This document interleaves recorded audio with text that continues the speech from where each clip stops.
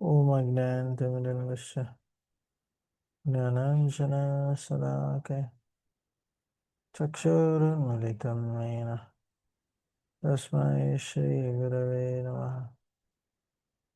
नमो विष्णुपादाय कृष्णप्रेष्ठाय भूतले श्रीमते भक्तिवेदान्त स्वामिनिति नामिने। नमस्ते सरस्वते देवे गौरवाणी प्रचारिणे निर्विशेषशून्यवादी पाश्चात्य जय श्री कृष्ण चैतन्य प्रभु नित्यानंद श्री अद्वैत गदाधर श्रीवासादि गौर भक्तवृंद। हरे कृष्ण कृष्ण कृष्ण हरे हरे, हरे राम राम राम हरे हरे। హరే కృష్ణ. అందరూ వినగలుగుతున్నారు కదా? ఎందుకంటే చాట్లో ఒకరు వినిపించలేదు అంటున్నారు. ఇక్కడైతే బాగానే ఉంది.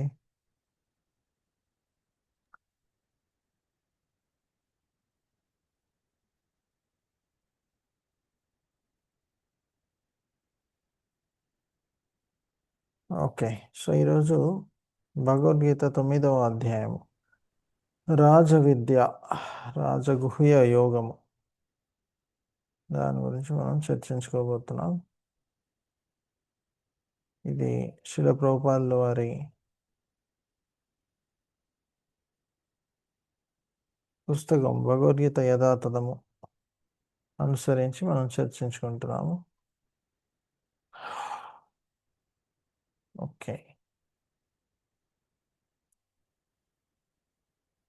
సో 8వ అధ్యాయంలో ముఖ్యంగా మనం చర్చించుకున్నది ఈ అంశములు. సార్ వాయిస్ ఇస్ కమింగ్, అంటే అది సౌండ్ వస్తలేదు. మిగతా వాళ్ళకి వస్తున్నది, మీరు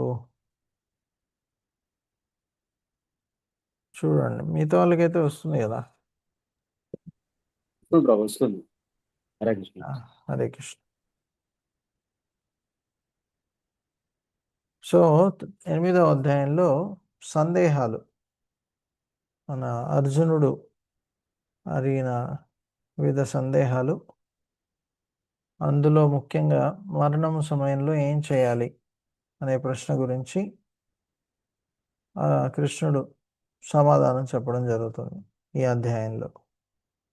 సో ఎలా మనం మరణించే సమయంలో భగవంతుని ఎలా స్మరణ చేసుకోవచ్చు అనే అంశం గురించి మనం చర్చ చేశాము.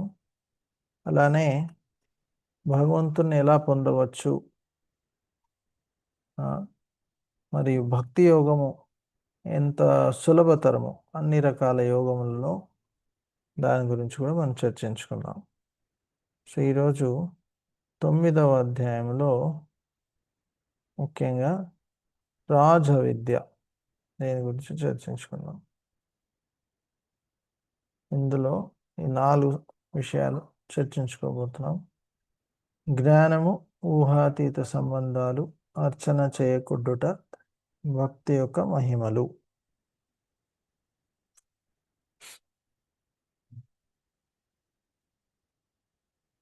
సో ఈ జ్ఞానం ఎలాంటిది,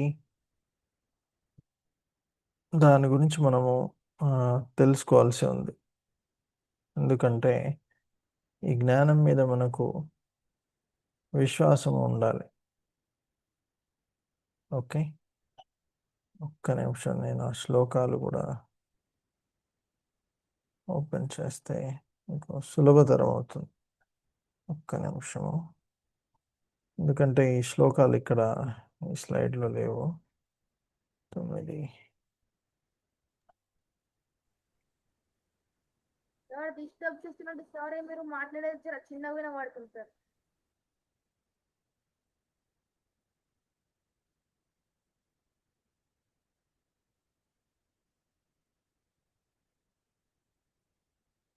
ఒక్క నిమిషము. 9.1.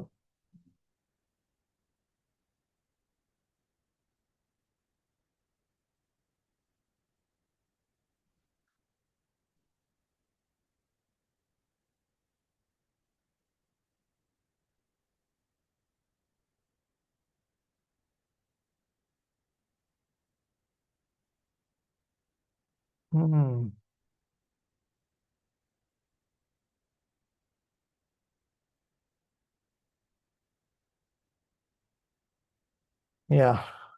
పరమ గుహ జ్ఞానము 9వ అధ్యాయము. సో మరి షేర్ చేస్తాను, ఒక్క నిమిషం. నాతో పాటు మీరు చెప్పండి. ఇదం తూతే గుహ్యతమం ఇదం సుతే గుహతమం ప్రవక్ష్యా ప్రవక్ష్యామ్య అనసూయవే ప్రవక్ష్యామి జ్ఞాన విజ్ఞాన సహితం జ్ఞాన విజ్ఞాన సహితం యజ్ఞత్వా మోక్షసే శుభాత్. మోక్షతే యా చదవదలుచుకున్న వారు ఒకసారి చేతులు లేపవచ్చు. చదవండి. హరే కృష్ణ ప్రభుజీ.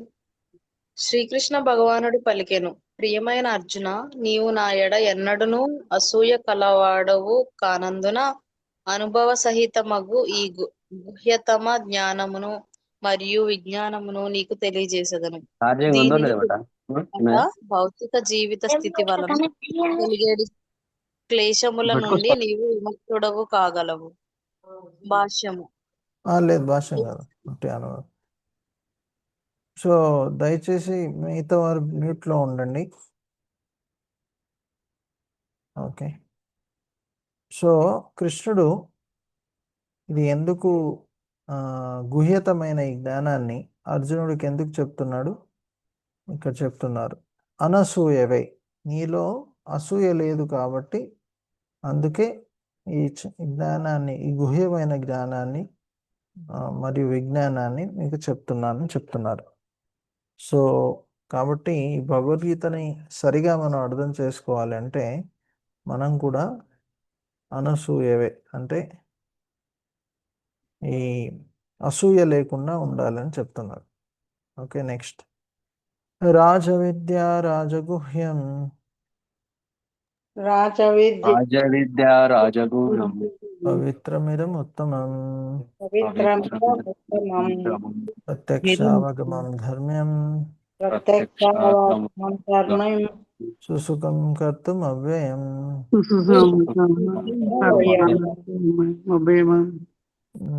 ఎవరు చదవండి నెక్స్ట్. హరే కృష్ణ. ఒక్క నిమిషం, ఎవరు? రేణుకా గారు చదవండి. హరే కృష్ణ గురుజీ.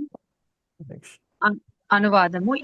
ఈ జ్ఞానం విద్యలకెల్లా రాజు వంటిది, సర్వ రహస్యములలో పరమ రహస్యమైనది, పరమ పవిత్రమైన ఈ జ్ఞానం అనుభవపూర్వకముగా ఆత్మ యొక్క ప్రత్యక్ష జ్ఞానమును కలుగజేయుటచే ధర్మం యొక్క పరిపూర్ణ స్థితి అయి ఉన్నది. ఇది శాశ్వతమైనది మరియు ఆచరించుటకు మిక్కిలి సౌకర్యమైనది. హరే కృష్ణ. సో రాజవిద్య రాజగుహ్యం పవిత్రమిద ఉత్తమం, ఇది అన్ని జ్ఞానాలలోకెల్లా ఉత్తమమైనది. సో ఇలాంటి జ్ఞానాన్ని భగవంతుడు మనకు ఇవ్వడం జరుగుతుంది. అత్యంత గుహ్యమైన రహస్యమైన జ్ఞానము. ఎందుకు ఇది రాజవిద్య? ఈ జ్ఞానంలో ఎప్పుడు మార్పులు ఉండవు. సాధారణంగా భౌతిక జగత్తులో ఏ జ్ఞానమైనా మారుతూ ఉంటుంది, కానీ భగవద్గీత జ్ఞానంలో మార్పు అనేది రాదు. అందుకే ఇది ఉత్తమమైనది మరియు పవిత్రమైనది, సాధారణమైనది కాదు. సో అలానే ప్రత్యక్షావగమంతర్యం, దీన్ని మనము పాటించి మనలో పరివర్తనని చూడవచ్చు. సుసుఖం, ఎంతో సంతోషంగా ఉల్లాసంగా ఉండేటందుకు మనలో మార్పును తెస్తుంది. అవి ఎప్పుడు దీంట్లో మార్పు అనేది రాదు, ఇది ఎప్పుడు నశింపదు, శాశ్వతమైనది. సో అందుకే ఈ జ్ఞానాన్ని మనం పాటించడానికి ప్రయత్నం చేయాలి. నెక్స్ట్, మయా తతం. ఓకే, ఇక్కడ ఏం చెప్తున్నారు దాంట్లో? ఊహాతీత సంబంధం. ఓకే, భగవంతుడితో మనకు ఉన్న సంబంధము, భగవంతుడు ఎలా ఈ ప్రకృతిలో కూడా ఎలా మనం భగవంతుని చూడవచ్చు, ఇక్కడ చూడవచ్చు. మయా తతం ఇదం సర్వం, మాయా మయా తతం ఇదం సర్వం జగదవ్యక్తమూర్తినా జగదవ్యక్తమూర్తినా మత్స్థాని సర్వభూతాని మత్సాని సర్వం భూతాని సర్వభూతాని న చాహం తేషవస్థిత. నాహం దేశవస్థితః. విజయలక్ష్మి గారు చదవండి. అవ్యక్త రూపంతో కూడిన నాచే ఈ సమస్త జగత్తు వ్యాప్తమై ఉన్నది. జీవులనియు నా యందు కలవు, కానీ నేను వాని యందు లేను. ఓ పార్థ, సో భగవంతుడు అవ్యక్త రూపంలో అంటే మనకు కనిపించకపోవచ్చు, కానీ ప్రకృతిలో ఆయన మనకు ఉన్నారని మనం గ్రహించాలి. ప్రకృతి వెనకాల. ఓకే, సో ఉదాహరణకి ఇప్పుడు కృష్ణుడు ఏమంటున్నాడంటే అండాంతరస్థ పరమాణు ఛాయంతరస్థం. నేను ప్రతి అణువులోనూ ఉన్నాను, హృదయంలోనూ ఉన్నారు. సో అంతా కూడా అన్ని చోట్ల భగవంతుడు ఉన్నాడు, ఆయన శక్తులు ఉన్నాయి. జీవులన్నీ ఆయనలో ఉన్నాయి. ఓకే, సో ఈ విధంగా భగవంతుడు సర్వవ్యాప్తి కలవారని మనం తెలుసుకోవాలి. ఇలా ప్రకృతి వెనకాల భగవంతుడు ఉన్నాడు. ఇప్పుడు ప్రకృతిలో చూస్తే ఎన్నో పూలు, పండ్లు, ఎన్నో ఇప్పుడు ఎన్నో కాలాలు, ఎండాకాలము, వర్షాకాలం, ఇవన్నీ ఋతువులు అన్నీ నడుస్తున్నాయి. ఇవన్నీ ఎలా నడుస్తున్నాయి? ఆటోమేటిక్గా నడవట్లేదు. దీని వెనకాల భగవంతుడు ఉన్నాడు. సో అది మనం అర్థం చేసుకొని మనం భగవంతుడి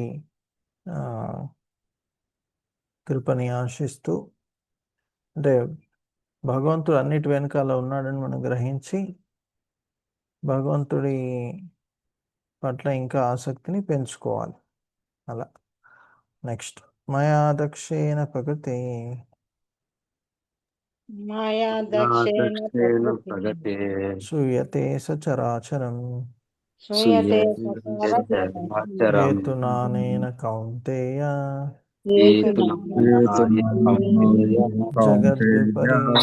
జగద్విపరివర్తతే.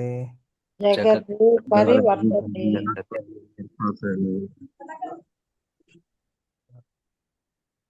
చదవని వారు ఎవరైనా చదువుతారా?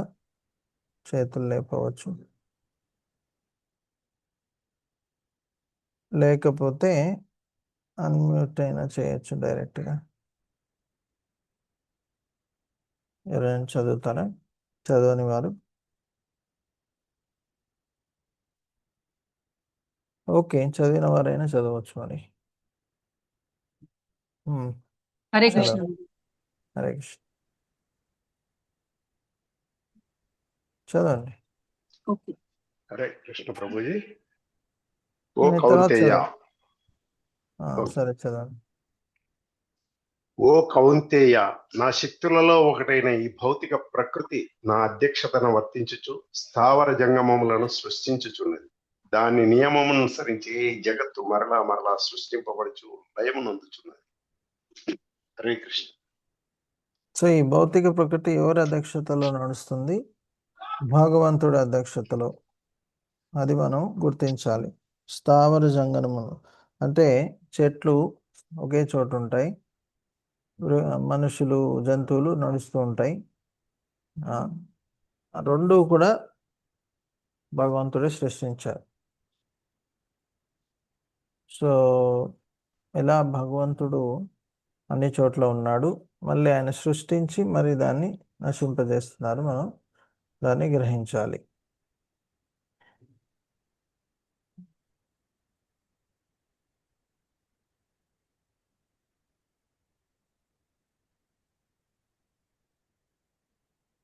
సో ఊహాతీతమైన అతని సంబంధాలు సకల జీవులతో, విషయముతో ఉంది. సో మనం భగవంతుడు అన్ని చోట్ల ఉన్నాడు అనేది గ్రహించాలి.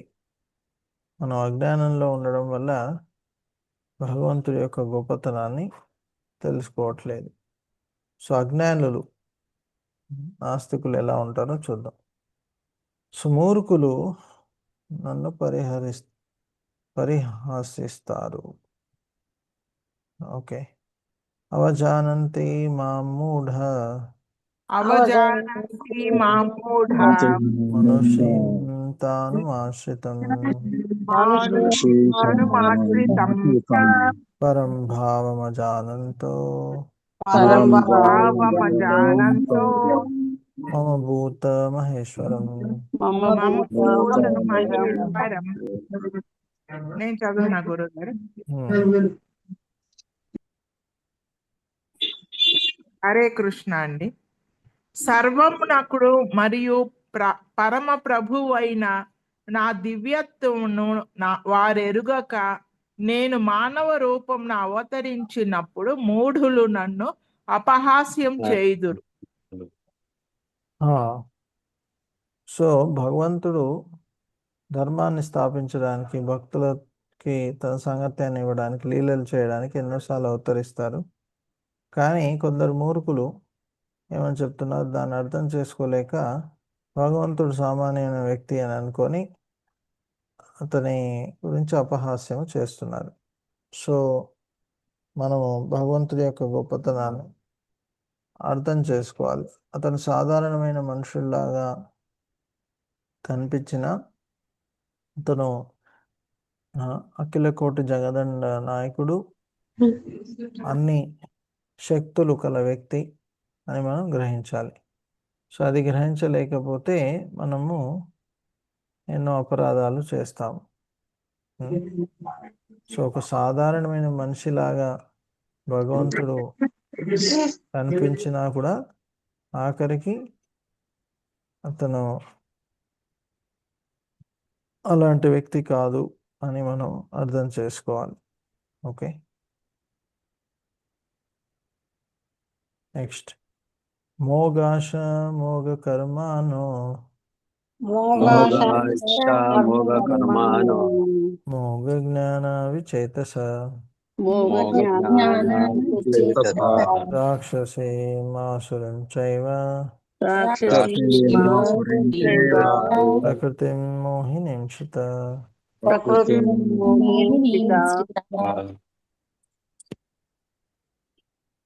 ఓకే, చదవదలుచుకున్న వారు చేతులు లేపవచ్చు. ఎందుకంటే ఆ విధముగా మోహితులైన వారు దానవ మరియు నాస్తిక భావములచే లగుదురు. అట్టి భ్రాంత స్థితిలో వారి ముక్తికి సంబంధించిన ఆశలు, కామ్యకర్మలు, జ్ఞాన సముపార్జన అన్నియు వ్యర్థములగును. హరే కృష్ణ.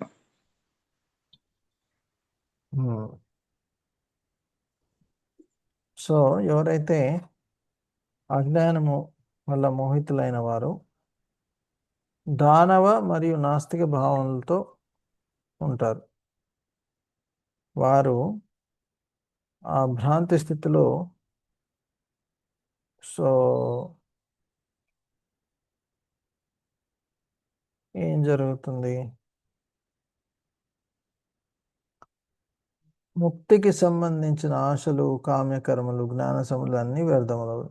అంటే ఇలాంటి వారు ఎవరైతే ఉంటారో అజ్ఞానంలో, వారు ఎప్పుడు ముక్తిని పొందలేరు. సో అలాంటి వారికి మనము ప్రచారం చేసిన వృధా అవుతుంది. సో ఎవరు మహాత్ములు? నిజమైన మహాత్మా ఎవరు? మహాత్మానస్తు మాం పార్థ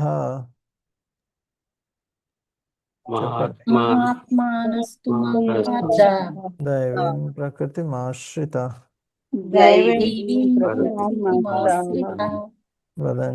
భజంత్యనన్యమనసో జ్ఞాత్వా భూతాదిమవ్యయం.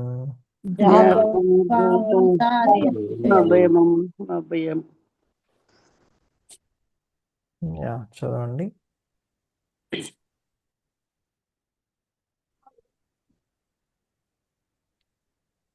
హరే కృష్ణ. చదవనా? అక్కడ పైన ఎవరో సుధారాణి చదవలేదా? హరే కృష్ణ. ఓ పార్థ, భ్రాంత చిత్తులు కానటువంటి మహాత్ములు మాత్రము దైవీ ప్రకృతిని ఆశ్రయించుందురు. వారు నన్ను ఆదియును అవ్యయుడును అగు దేవాది దేవునిగా నెరిగియుండు ప్రటచే నా భక్తి యుక్త సేవలో సంపూర్ణముగా నిమగ్నులై యుందురు. హరే కృష్ణ. సో మహాత్ములు వారు దైవీ ప్రకృతిని ఆశ్రయించారు. సో ప్రకృతిని ఆశ్రయించడము, దైవీ ప్రకృతి అంటే ఇది 2 రకాల ప్రకృతి ఉంది. ఒకటి సాధారణమైన ప్రకృతి, దుర్గాదేవి అధినేత. దైవీ ప్రకృతి శ్రీమతి రాధారాణి. సో దైవీ ప్రకృతిలో ఉన్నవారు భక్తులు అన్నమాట. వాళ్ళు భగవంతుని ఆశ్రయించారు కాబట్టి వారు దైవీ ప్రకృతిలో ఉన్నారు. సో వారు భగవంతుడు ఆది, అది అవ్యయము అని తెలుసుకొని భగవంతుడి సేవలో నిత్యము నిమగ్నమై ఉంటారని ఇక్కడ చెప్తున్నారు. సో భక్తులు దైవీ ప్రకృతి, మరి అభక్తులు అజ్ఞానంలో ఉన్నారు. అది మనం గ్రహించవలసింది.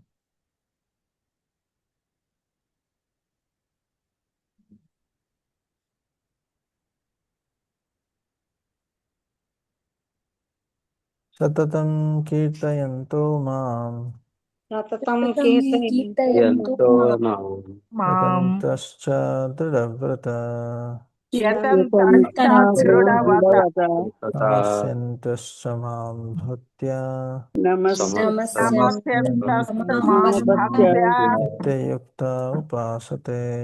నిత్యయుక్త ఉపాసతే.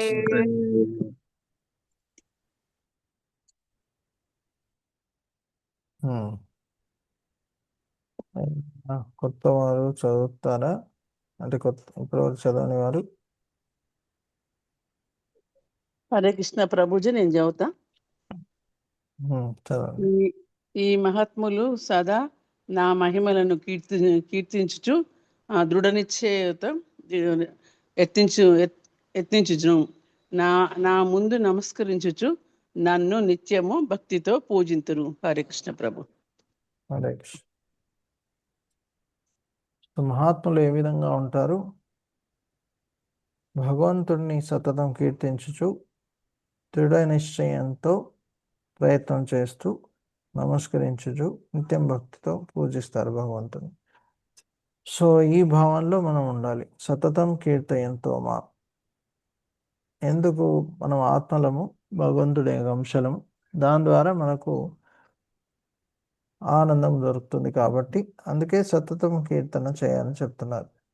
కానీ ఈ కీర్తన చేసేటప్పుడు మనకు అడ్డంకులు రావచ్చు, మనసు ద్వారా, బయట నుంచి. సో ఇలా ఎన్నో రకాల కష్టాలు రావచ్చు. సో ఈ కష్టాలు వచ్చినప్పుడు మనం ఆ కీర్తన వదిలేసే అవకాశం ఉంది. సో అలా కాకుండా ఇక్కడ ఏం చెప్తున్నారు, ఇలాంటి కష్టాలు వచ్చినా కూడా మనం దాన్ని వదలకుండా యతంతశ్చ దృఢవ్రత, ఎంతో పట్టుదలతో చేయాలని చెప్తున్నారు. సో ఇప్పుడు ప్రహ్లాద్ మహారాజు భగవంతుడి సేవ చేసేటప్పుడు ఎన్నో రకాల కష్టాలు వచ్చాయి. అయినా కూడా దృఢ నిశ్చయంతో అతను భక్తి చేయడం జరిగింది. కరెక్ట్. సో ఆ విధంగా దృఢ నిశ్చయంతో చేయడం వల్ల భగవంతుడి కృప అతనికి దొరికింది. సో కాబట్టి మనం కూడా భగవంతుడి సేవ చేసేటప్పుడు దృఢ నిశ్చయంతో చేయాలి. అది మనం గుర్తుపెట్టుకోవాల్సిన అంశం. సో అప్పుడు తప్పకుండా భగవంతుడు మనకు కృపనిస్తారు. ఎందుకు? దృఢ నిశ్చయంతో చేస్తున్నాం కాబట్టి. ఓకే. సో ఆ మహాత్ముని యొక్క కార్యకలాపాలు ఏంటి చెప్తున్నారు. ఎల్లప్పుడూ కీర్తన జపం చేస్తుంది, దృఢమైన విశ్వాసంతో ఉండడము, ప్రణామాలు అర్పించుతూ ఎప్పుడు భగవంతుడి సేవలో నిమగ్నమై ఉండడం. సో ఇది ఒక రకమైన ఆరాధన అనే భక్తి యోగం. అలా కాకుండా వేరే రకమైన ఆరాధకులు పరోక్షంగా ఆరాధించేవారు. ఏకత్వేన ఒకరినే ఆరాధించడం అంటే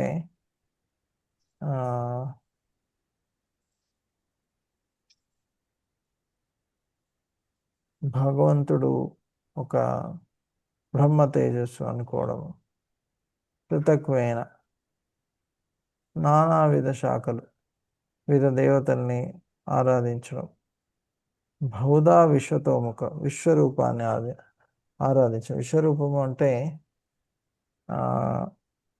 యాక్చువల్లీ ప్రకృతి మొత్తం కూడా ఒక విశ్వరూపంలాగా చూసి కొందరు ఆరాధిస్తారు. ఓకే, సో వివిధ రకాలుగా సేవ చేసేవాళ్ళు వారి గతి ఏమవుతుంది, వారికి ఏ ఫలము దొరుకుతుంది. నెక్స్ట్ యాంతి దేవ వృతా దేవ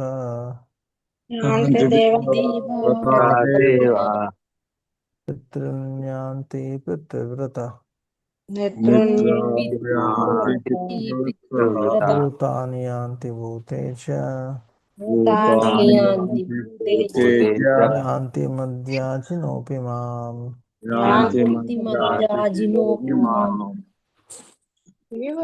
చదవని వారు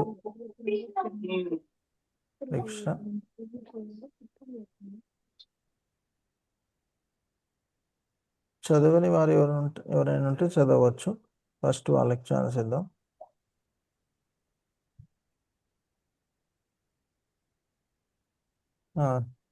హరే కృష్ణ ప్రభు.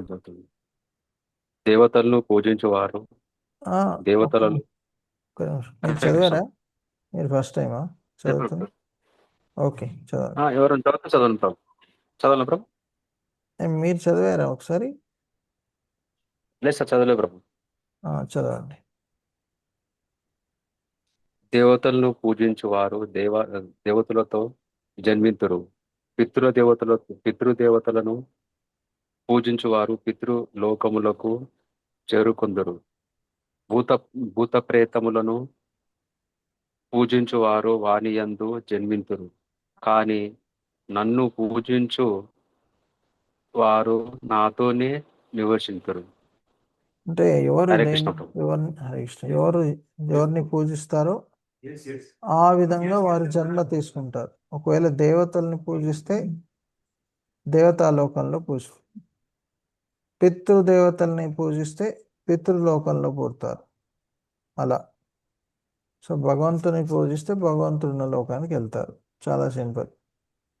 కాబట్టి మనం భగవంతుని పూజించడానికి ప్రయత్నం చేయాలి. ఎందుకంటే మిగతా లోకాలన్నీ తాత్కాలికం, అవి నాశనం అవుతాయి, మనం కూడా నాశనం అయిపోతాం. నెక్స్ట్ తారతమ్యాలు.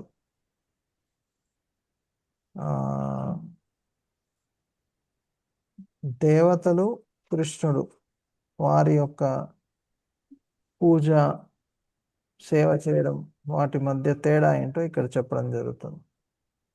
సో కృష్ణుడిని సేవ చేసేటప్పుడు ప్రేమ మరియు సేవించడం అనే భావనలో చేయాలి. దేవతలకి చాలామంది భౌతిక కోరికలతో వెళ్తారు. నాకు సరస్వతి మంచి రిజల్ట్స్ రావాలి, లేకపోతే ఇంద్ర దయచేసి వర్షాలు ఇవ్వండి, ఇలా. సో వాళ్ళు ఏమి ఇస్తారు? కృష్ణుడు మనకి నిజంగా అవసరమైనవి ఇస్తారు. అంటే తల్లిదండ్రులు ఉదాహరణకి పిల్లలకి అవసరమైనది ఇస్తారు. అంటే ఒకవేళ అవసరం లేకుంటే ఇవ్వరు. ఓకే, సో అవసరం లేకపోతే అనవసరంగా కొన్నిసార్లు వాళ్ళకి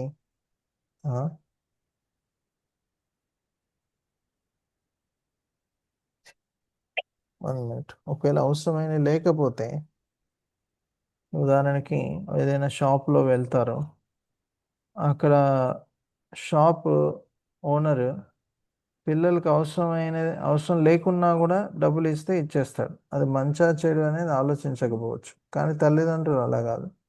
అది మంచి లేకుంటే చెడు అని ఆలోచించి మంచి అయితేనే ఇస్తారు. సో అలా.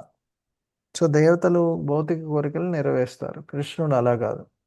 ఆ భౌతిక కోరికల్ని శుద్ధిపరిచి, ఒకవేళ భౌతిక కోరికల కోసం కృష్ణుడి దగ్గరికి వెళ్ళినా కూడా ఆ భౌతిక కోరికల్ని మార్పు చేసేస్తాడు, ఆధ్యాత్మికంగా మార్చేస్తాడు. ధ్రువ మహారాజు ఏం చేశారు? ధ్రువ మహారాజు నేను భగవంతుడి అంటే ఆరాధన చేస్తాను, నాకు బ్రహ్మాజీ కంటే పెద్ద లోకము కావాలి అనే ఆశతో పూజ చేశాడు విష్ణువుకి. కానీ విష్ణువు సేవ వల్ల ఏమైంది? అతను పూర్తిగా మారిపోయాడు. రాజ విద్యారా అది కాదు, పరం బ్రహ్మ పరంధామ పవిత్రమిద మొత్తం పవిత్రంగా మారిపోయారు భగవంతుడి సాంగత్యం చేయడం వల్ల. సో మనము భగవంతుడి సేవ చేస్తే పవిత్రంగా మారిపోతాం. అది మనం నేర్చుకోవాల్సిన ఒక అంశం, ముఖ్యమైన అంశం. సో అలా భగవంతుడి సేవ కృష్ణుడి సేవ చేస్తే మనకు శాశ్వతమైన ఫలము. దేవతలు తాత్కాలికము కాబట్టి వారిచ్చే ఫలాలు కూడా తాత్కాలికము. Okay, next. అనన్యశ్చింతయంతో మాం చింతయంతో మాం యోగ ఏ జనా పర్యుపాసతే ये जना पर्युपासते తేషాం నిత్యాభియుక్తానాం अभियुक्तानां యోగక్షేమం వహామ్యహం. योगक्षेमं वहाम्यहम्. యా, ఎవరైతే చదవలేదో వారికి ఛాన్స్ ఇద్దాం ఫస్ట్.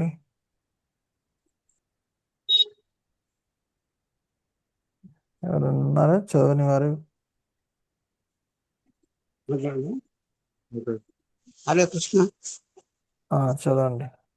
కానీ నా దివ్య రూపమును ధ్యానించుచు అనన్య భక్తిచే నన్ను సదా అర్చించుచు వారి యోగక్షేమమును నేనే వహింతును. వారికి లేని వాటిని సమకూర్చుతును, వారికున్న వాటిని రక్షింతును. భగవద్గీత 9:22 శ్లోకం. సో ఇక్కడ కృష్ణుడు ఏమంటున్నాడు? అనన్య భావంతో ఆయన సేవ చేస్తే వారి భక్తుల యొక్క యోగక్షేమాల్ని తనే చూసుకుంటారని చెప్తున్నారు. యోగక్షేమం వహమ్యహం. సో వారికి లేని వాటిని అమలుపరుస్తారు, సమకూరుస్తారు, వారికి ఉన్న వాటిని రక్షిస్తారు. సో ఈ శ్లోకం గురించి ఒకసారి చెప్పాను, ఒక కథ. ఎవరికైనా గుర్తుందా? ఈ శ్లోకము గురించి నేను ఒక కథ చెప్పడం జరిగింది.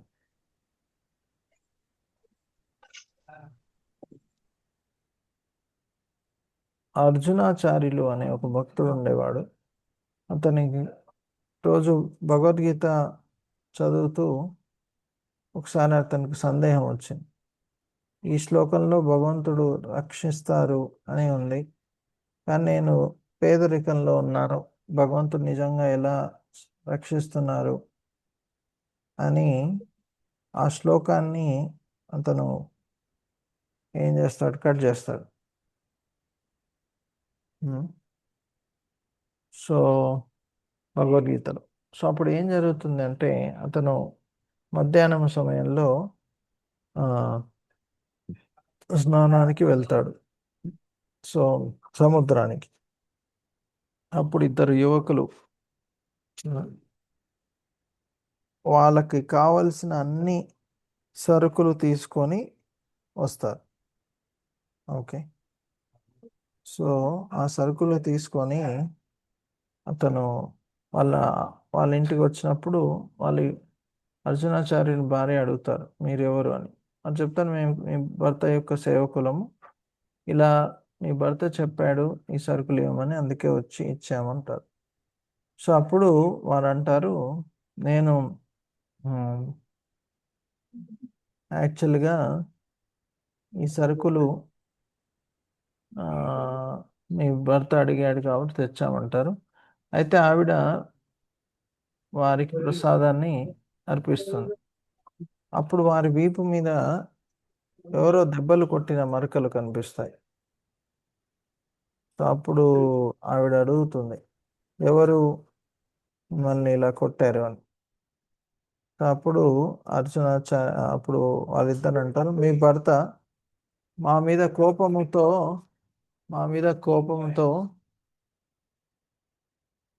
డోర్ క్లోజ్ మా మీద కోపంతో ఈ విధంగా చేశాడు, మేము సరిగా సేవ చేయట్లేదని చెప్పి ఈ విధంగా చేశాడు అని చెప్తారు.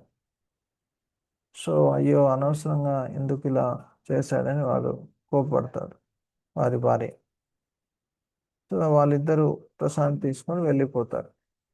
సో అప్పుడు ఈ అర్జునాచార్య ఇంటికి వచ్చినప్పుడు ఆశ్చర్యపడతారు, ఎవరు ఇన్ని సరుకులు తెచ్చారు.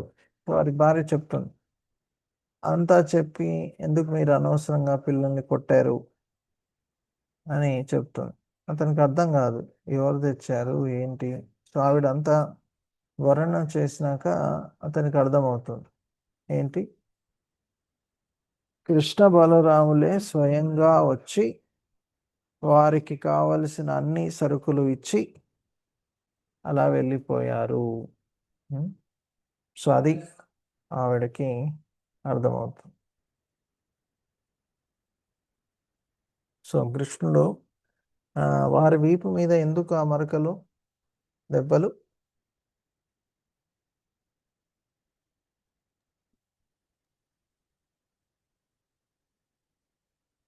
చెప్పండి.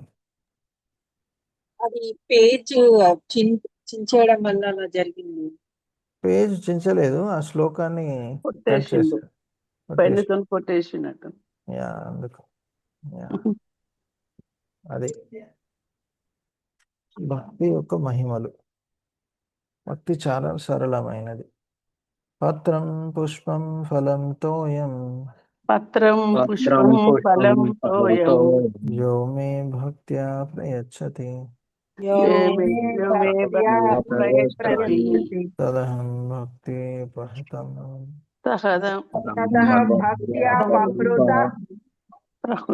నామి ప్రయతాత్మన.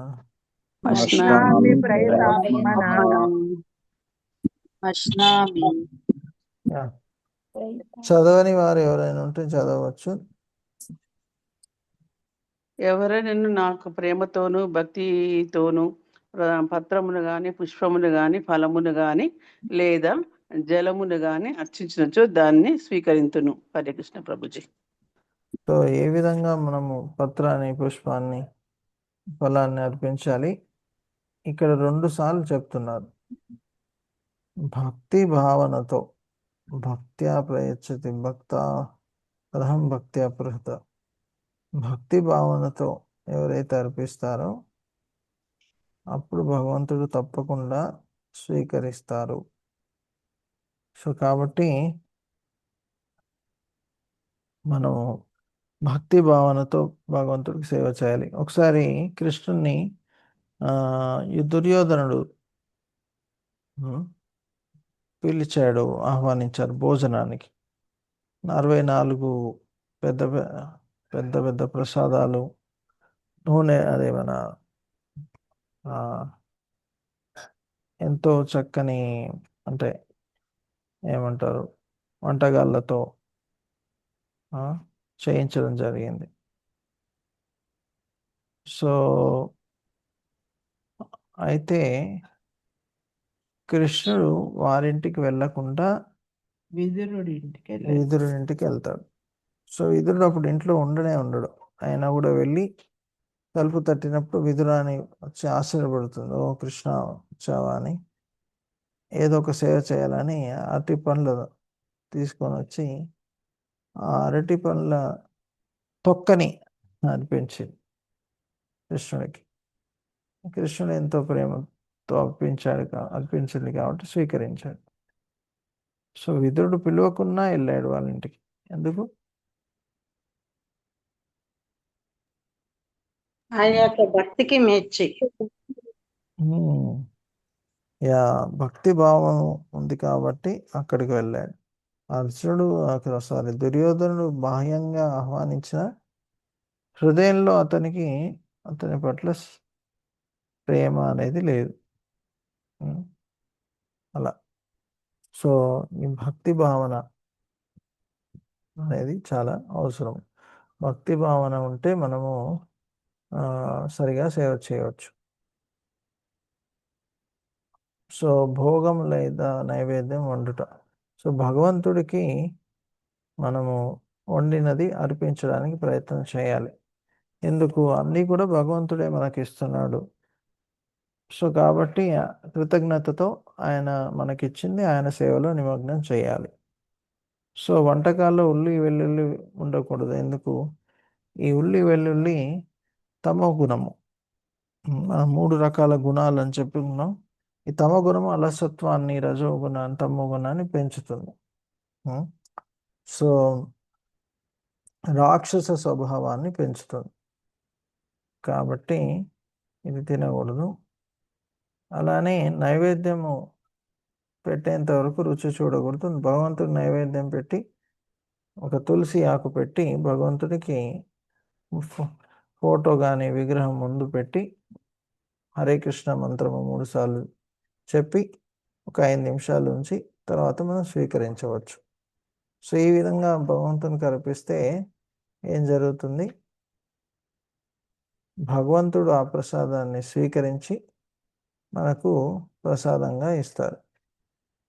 కరెక్ట్. సో కాబట్టి మనము దాన్ని భగవంతుడి కృపలాగా స్వీకరించవచ్చు.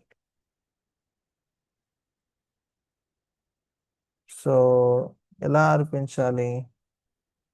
సాత్విక ఆహారము, శాకాహారము అర్పించాలి. నైవేద్యం అర్పించేటప్పుడు ప్రత్యేకమైన పాత్రలో ఉండాలి. ఒక తులసి పత్రం వేయాలి. గంట మోగిస్తూ మంత్రాలు పఠించాలి. సో ఆ విధంగా భగవంతుడికి అర్పించాలి. సో ఈ మంత్రాలు యాక్చువల్లీ కష్టము మొదట్లో, కానీ అట్లీస్ట్ హరే కృష్ణ మంత్రము అర్పించాలి. ఒక 5 నిమిషాలైనా దాన్ని భగవంతుడి ముందు ఉంచాలి. ఓకే. సో నెక్స్ట్ నిష్కామ కర్మయోగము. సో మన శారీరక పోషణ కొరకు కర్మలు చేయడం అవసరం. సో దానికి ఏం చేయాలి? మనం చేసే కర్మలు కృష్ణుడి కోసం చేయాలి. తినుట ప్రసాదమే తినాలి. దానము కృష్ణ చైతన్యం పురోగతి కోసం వినియోగించాలి. తపస్సు మాల మీద జపం చేస్తూ కృష్ణుని 24 గంటలు ధ్యానించాలి. సో దీనివల్ల మనకు వచ్చే ఫలితం ఏంటి? స్వేచ్ఛ. సో ఏంటా స్వేచ్ఛ? యాక్చువల్లీ భగవంతుడి సేవతో మన కార్యకలాపాలను అనుసంధానం చేయటం ద్వారా వస్తుంది స్వేచ్ఛ అనేది వస్తుంది. లేకుంటే మనం భావబంధనాల్లో ఉండిపోతాం. భగవంతుడి సేవ చేయడం వల్ల ఈ త్రిగుణాల నుంచి బయటపడతాం.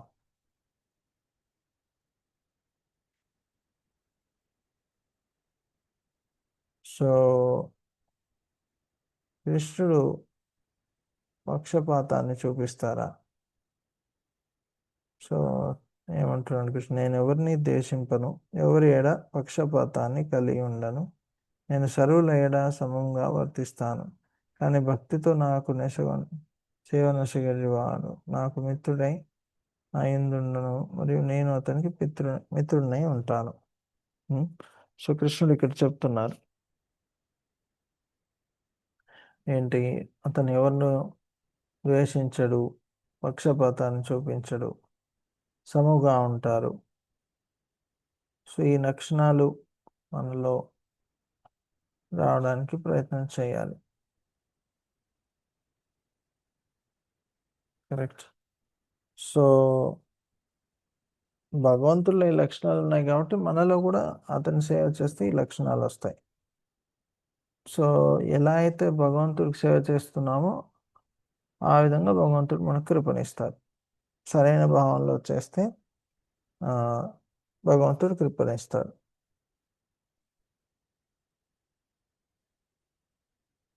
సో మనము అలాంటి భక్తి చేసిన వ్యక్తి అతన్ని సాధువులాగా ఎలా పరిగణించవచ్చు? తను శీఘ్రమే ధర్మాత్ముడై శాశ్వతమైన శాంతిని పొందు. ఓకే, భక్తుడు ఎప్పుడు కూడా నశించడు అని ప్రభుపాదుల వారు చెప్తున్నారు. కౌంతేయ ప్రతిజానహి నమే భక్త ప్రణశ్యతి. సో భగవంతుడి సేవ చేస్తే భగవంతుడు ఏం చేస్తాడు? పాప ఫలాన్ని నశింపచేస్తాడు, పాప ప్రవృత్తులను నాశనం చేస్తాడు. అనుకోకుండా పాపాన్ని ఒడిగట్టిన వాళ్ళని కూడా రక్షిస్తుంది.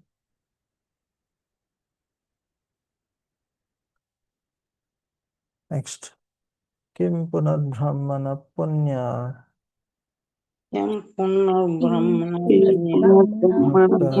భక్తరాజర్షయాస్తదా అనిత్యామసుఖం లోకం ఇమం ప్రాప్య భజస్వమం.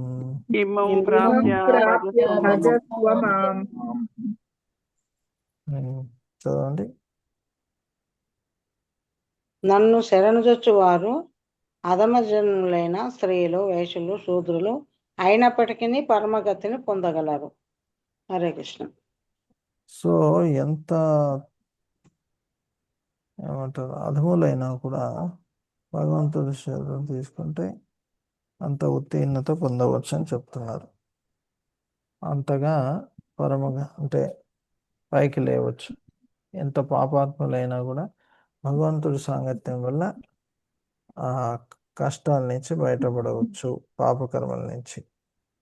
సో ఏ విధంగా భగవంతుడి సేవ చేయాలి ఇక చెప్తున్నాను. మన భావ మద్భక్తో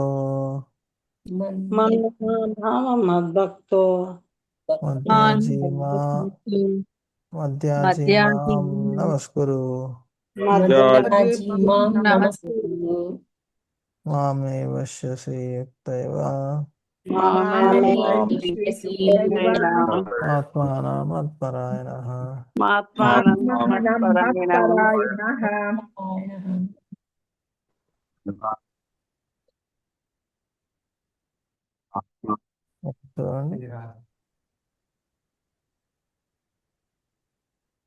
ఎవరైనా చదవండి. హరే కృష్ణ గురుజీ. నీ మనస్సును సదా నా చింతన యందే నిమగ్నం చేయుము. నా భక్తుడవుము, నాకు నమస్కారం చేయుము, నన్ను అర్చించుము. ఈ విధముగా నాయందు సంపూర్ణ మగ్నుడివై నీవు నన్ను తప్పక చేరగలవు. హరే కృష్ణ.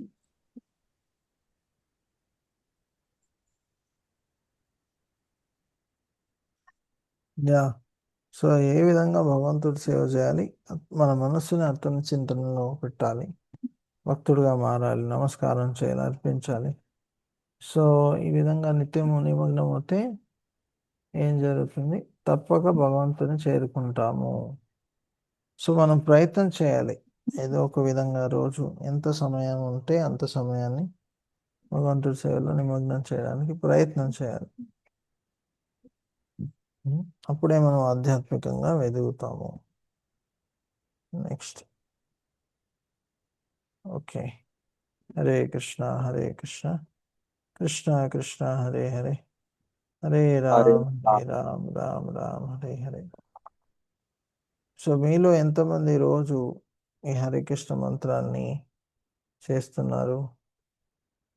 యాక్చువల్లీ ఆల్రెడీ ఇదివరకు కూడా ఒకసారి అడిగాను, కానీ కొందరు చేయట్లేదు అప్పట్లో. సో ఇప్పుడు మళ్ళీ చేస్తున్నారా లేదా అని మీరు చాట్లో కూడా చెప్పవచ్చు, మీరు ఎన్ని మాలలు చేస్తున్నారు.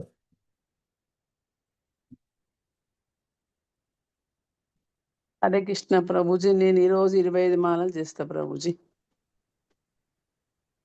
అచ్చా, ఎవరిది? నేను గుర్తుపట్టలేదా ప్రభుజీ? అమ్మ ఫ్రెండ్ను విజయ ఆంటీని. Okay okay, Hare Krishna. Hare Krishna. Actually okay, ఇందులో కొందరు ఆల్రెడీ 16 మాలలు చేస్తున్నారు. కొందరు చేయని వారు, అసలు చేయని వారు దయచేసి చేయడం మొదలు పెట్టండి. అంటే కొందరు భక్తులు ఆల్రెడీ 16 మాలలు చేస్తున్న వారు ఉన్నారు, కానీ అందరూ చేయకపోవచ్చు. ఇప్పుడు ఈ మధ్య కొత్తగా మొదలుపెట్టిన వారు ఎవరైనా ఉన్నారా? మాలలు చేయడం మొదలుపెట్టిన వారు అంటే ఈ క్లాసులు మొదలైనప్పటి నుంచి జపం చేయడం మొదలుపెట్టిన వారు? హరే కృష్ణ. అలా ఎవరు లేరా? ఓకే, అస్సలు జపం చేయని వారు ఎవరైనా ఉన్నారా?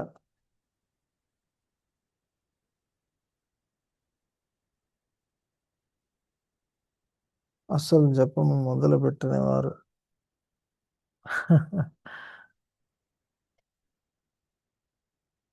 ఓకే. సో ఎంతమంది రోజు జపం చేస్తున్నారు? చేతులు లేపండి.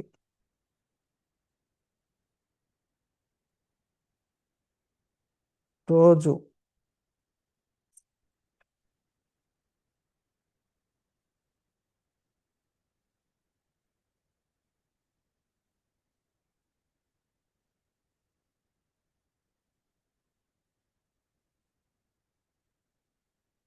ఒకటి, 2, 3, 4, 5 అంతేనా? ఇంకా మిగతా వాళ్ళు కూడా చేస్తున్నారు. 1, 2, 3, 4.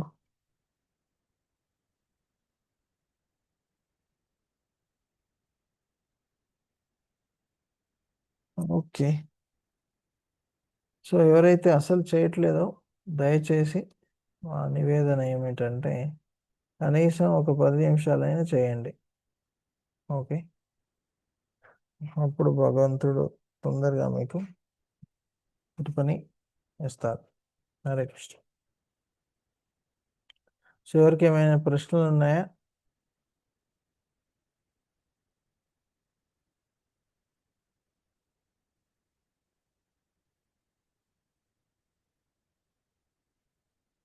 ఈరోజు చర్చించుకున్న విషయాల మీద?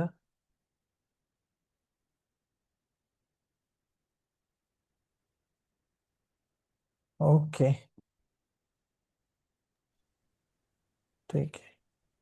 ధన్యవాదాలు. శ్రీమద్ భగవద్గీతకి జయ. శ్రీ ప్రభుపాద. హరే కృష్ణ.